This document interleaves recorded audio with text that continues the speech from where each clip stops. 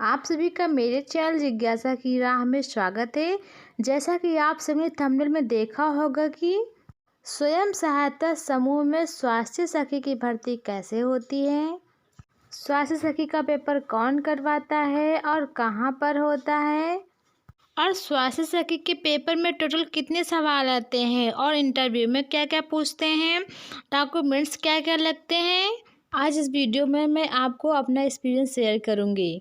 मैं स्वास्थ्य सखी का पेपर दे के आई हूँ, तो आज इस वीडियो में आपको सब कुछ बताऊंगी। कैसा पेपर था, टोटल कितने सवाल थे, पेपर कहाँ हुआ था, पेपर के समय कौन कौन लोग उपस्थित थे, इंटरव्यू में क्या क्या पूछा गया।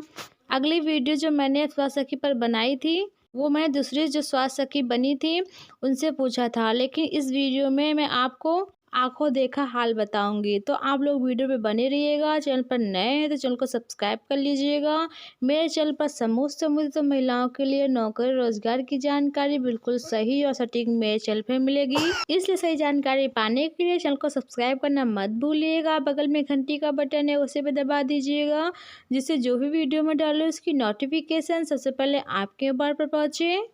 और जिन भाई बहनों ने मेरे चैनल को सब्सक्राइब कर लिया हो उनका बहुत बहुत धन्यवाद। तो चलिए वीडियो को शुरू करते हैं।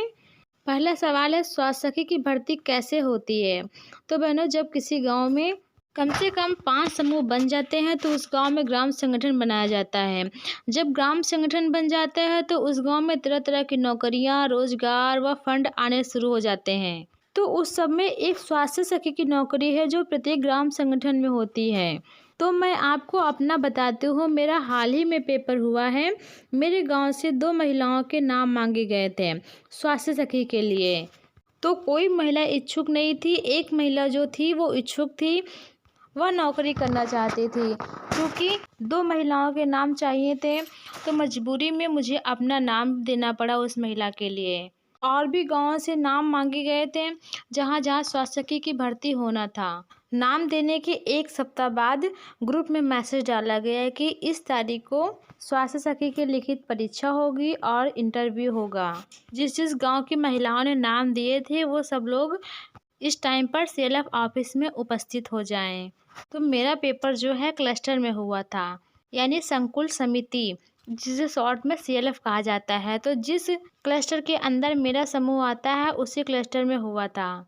कई गांवों से आई थी महिलाएं, कम से कम 20 महिलाएं थी। जब सारी महिलाएं इकट्ठा हो गए तो उनको एक रूम में बैठा के, जैसे पेपर होता है उसी तरह से दूर दूर बैठा के महिलाओं को पेपर दिया। तो जो पेपर था उसी में ही आंसर यानी उत्तर लिखना था।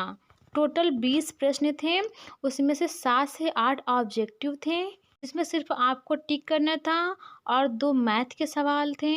मैथ के सवाल करने के लिए आपको अलग से एक रफ पेज मिलता है। अगर आप सवाल हल करना चाहते हैं तो आप उस रफ पेज में आप हल कर सकती हैं, और जितना आंसर आता है तो आप पेपर में लिख लीजिए। और स्वच्छता पर 3 से 4 सवाल थे, नवजात शिशु पर थे, और समूह के पंचसूत्र पूछे गए थे। जो समूह में पंचसूत्र बनाए गए हैं वो आपको सीरियल से बताने थे। जो सबसे पहले साप्ताहिक बैठक है, दूसरे नंबर पर साप्ताहिक बचत है, तीसरे में क्या है, चौथे में क्या आता है, 5वें पे क्या आता है। इस तरह से आपको सीरियल करके आपको लिखने थे।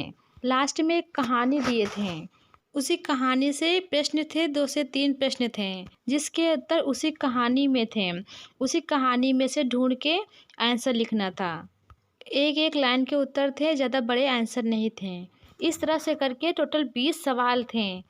ऑब्जेक्टिव में बहनों ऐसे सवाल पूछे गए थे, जैसे बताइए कि जोखिम निवारण निधि किसमें आती है। ऑप्शन में दिए थे, नंबर 1 पर था संकुल समिति यानी सीएलएफ, नंबर 2 पे ग्राम संगठन, नंबर 3 पे समूह, और नंबर 4 पे सभी में।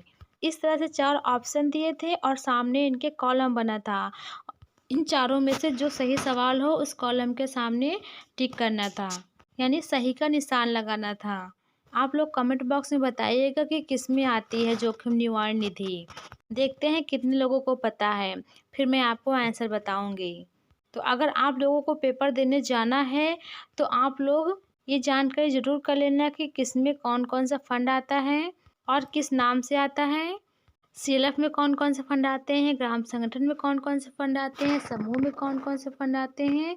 ये सही जानकारी आप लोग कर लीजिएगा ताकि पेपर देने में आसानी हो। और मैंने ये 20 सवाल करने के लिए 1 घंटा मिला था। 1 घंटा पूरा होने के बाद ये पेपर जमा करवा लिया था।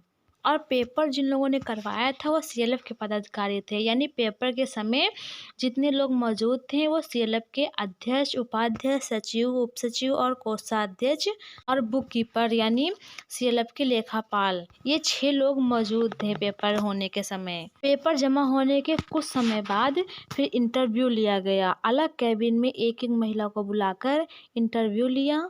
मैं अपना बताती हूँ, जब मेरी बारी आई तो मैं अंदर गई तो वहाँ पर 6 लोग मौजूद थे। सबसे पहले मुझसे अपना परिचय देने के लिए कहा। जब परिचय हो गया तो फिर उसके बाद समूह के पंचसूत्र पूछे और स्वास्थ्य के बारे में आप क्या जानती हैं, ये सवाल पूछा। और स्वस्थ रहने के लाभ क्या हैं, इसके बारे में पूछा। और मासिक धर्म से संबंधित 1-2 सवाल थे। बस इतना पूछा था मुझसे। अभी रिजल्ट नहीं आया है, रिजल्ट आने के बाद ट्रेनिंग के लिए भेजेंगे। सिर्फ 2 दिन की ही ट्रेनिंग होगी, तीसरे दिन आपको घर वापस आ जाना है। उन्हें इतनी जानकारी मुझे मिली है। पेपर तो मेरा अच्छा हुआ था और मेरे हिसाब से इंटरव्यू भी अच्छा हुआ था।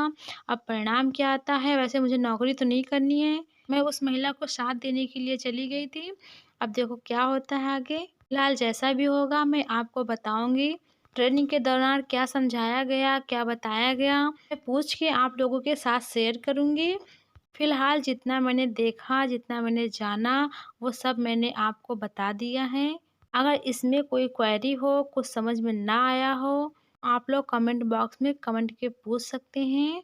और जो मैंने सवाल पूछा था, जोखिम निवारण निधि किसमें आती है, और नीचे ऑप्शन भी दिए थे, चारों ऑप्शन भी दिए थे, तो आप लोग कमेंट बॉक्स में बताइएगा। सही होगा तो ठीक है, गलत होगा तो मैं आपको बताऊंगी।